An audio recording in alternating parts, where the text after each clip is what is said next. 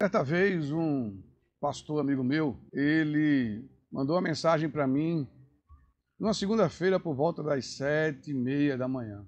Ele me disse que ainda estava com a roupa que havia voltado da igreja, do culto do domingo. Havia passado a noite inteira, a madrugada inteira, sentado no sofá da sua sala, sem ter conseguido nem tirar a roupa. E nós conversamos alguns momentos ali. Deus encheu meu coração de compaixão por aquele homem que estava vivendo lutas internas terríveis, e a igreja que ele tanto amava, as pessoas que ele tanto amava, estavam alienadas diante daquele sofrimento. Por mais que ele tentasse esconder esses sentimentos, certamente era perceptível.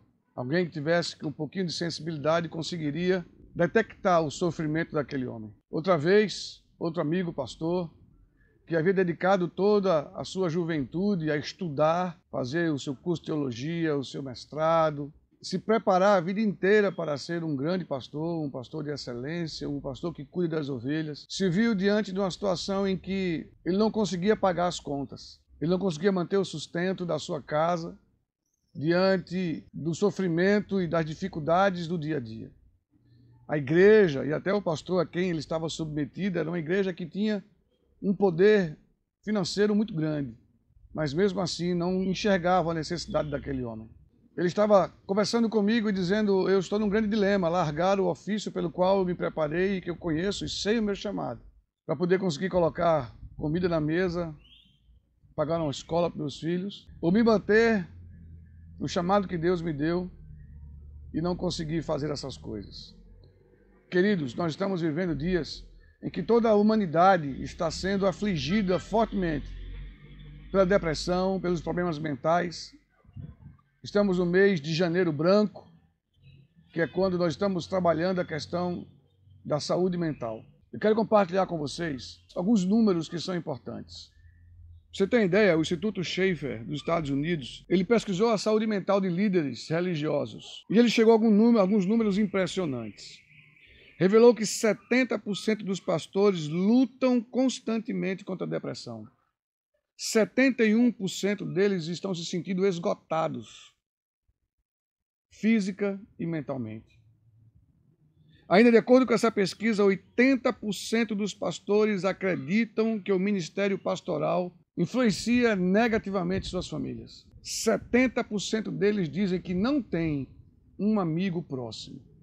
Eu estava lendo um livro recentemente a respeito do suicídio de pastores, um livro que é uma tese de mestrado, e lá, depois de ver todos os requisitos, vamos dizer assim, para que uma pessoa entre em depressão, chega-se à conclusão de que o ministério pastoral, a atividade pastoral, ela preenche todos os requisitos para uma depressão se instalar. Verdadeiramente é uma missão de Deus, mas nos nossos dias é uma missão bastante árdua.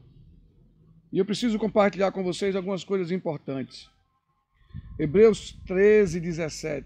A palavra de Deus diz o seguinte: obedecei a vossos pastores e sujeitai-vos a eles, porque velam por vossa alma, como aqueles que hão de dar conta delas, para que o façam com alegria e não gemendo, porque isso não vos seria útil. Então, nesse texto, irmão, ele fala em obedecer, e realmente, quando uma ovelha, uma pessoa, desobedece, não no sentido de ser aquela obediência cega, mas deixa de seguir uma orientação que um pastor dá, e a gente vê os resultados daquilo, a gente vê as pessoas entrando em profundos problemas, realmente isso traz ao nosso coração um aperto muito grande. É como um pai que diz ao filho: não faça isso, o filho faz, se esborracha, e o pai sofre, não porque o filho desobedeceu, mas sofre porque o filho sofreu e poderia ter evitado aquilo.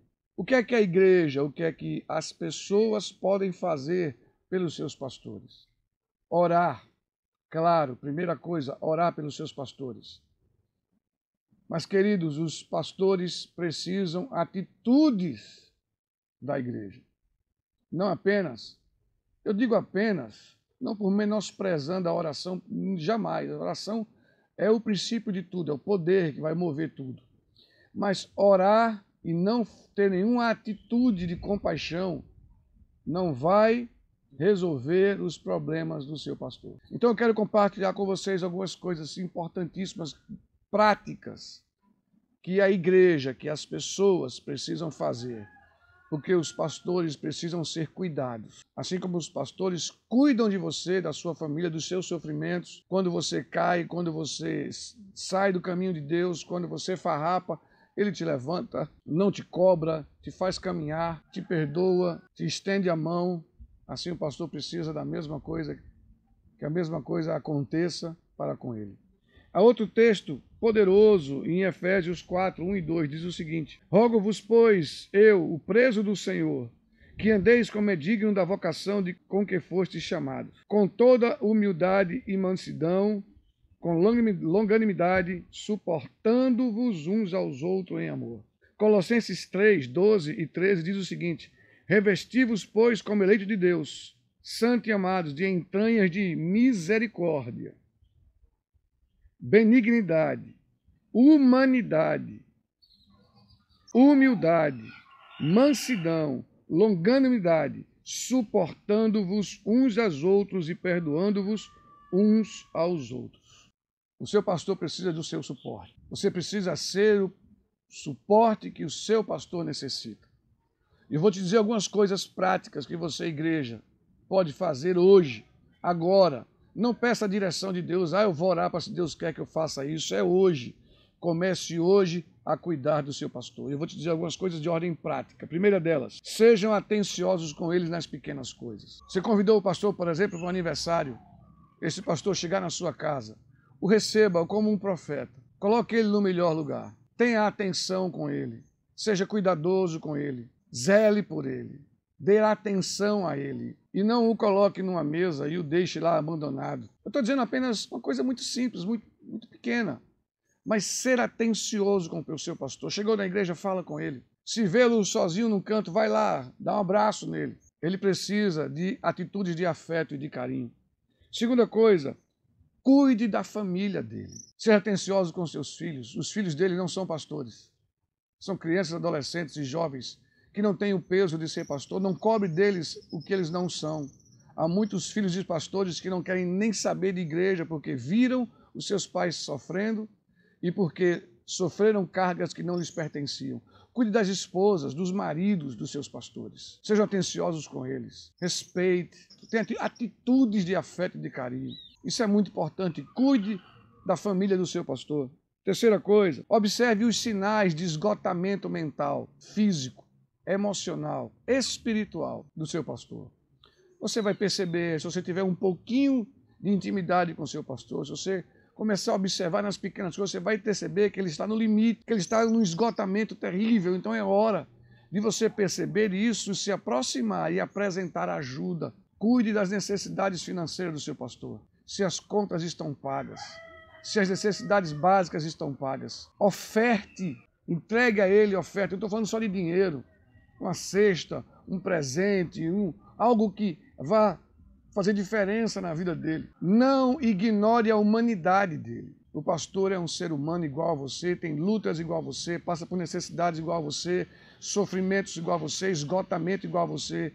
Não deixe de entender que ele é um ser humano, ele não é um ser especial, acima do bem e do mal. Então tenha muito cuidado com isso. Não crie expectativas sobre ele, que você certamente vai se frustrar. Não estabeleça metas numéricas em relação ao crescimento de igreja. Não cobre dele metas financeiras para a igreja alcançar isso, alcançar aquilo. O evangelho não pode entrar nessa compulsão para atingir metas. Há igrejas que têm 2, 3 mil pessoas e que talvez no céu nós encontremos 10% delas. Há igrejas que têm 100 pessoas e 90% delas estarão nos céus. É muito relativo. O crescimento numérico é muito relativo. Não jogue expectativas, não coloque sobre ele essa cobrança de metas. E, por fim, ame o seu pastor, mesmo quando ele falhar com você. Quando ele frustrar uma necessidade sua ou uma opinião sua, lhe disser um não, ou quando ele deixar de ser aquele amigão e tiver que falar para você verdades duras, quando ele tiver que dizer a você coisas que não vão te agradar, quando ele tiver que confrontar você, Continue amando. E se você tiver que se afastar do convívio da igreja, se você tiver que se afastar daquela comunidade e ir para outra comunidade, faça isso com honestidade, com respeito, procure o seu pastor, diga a ele, porque as pessoas não são obrigadas a estar fixadas em qualquer lugar. Mas uma coisa é muito bom, consideração. Tenha consideração por quem lhe ajudou tanto. Vá lá, converse com ele, dê um abraço nele e siga em frente. Cuide do seu pastor. Que Deus abençoe os pastores do nosso país e os pastores da humanidade. Em nome de Jesus.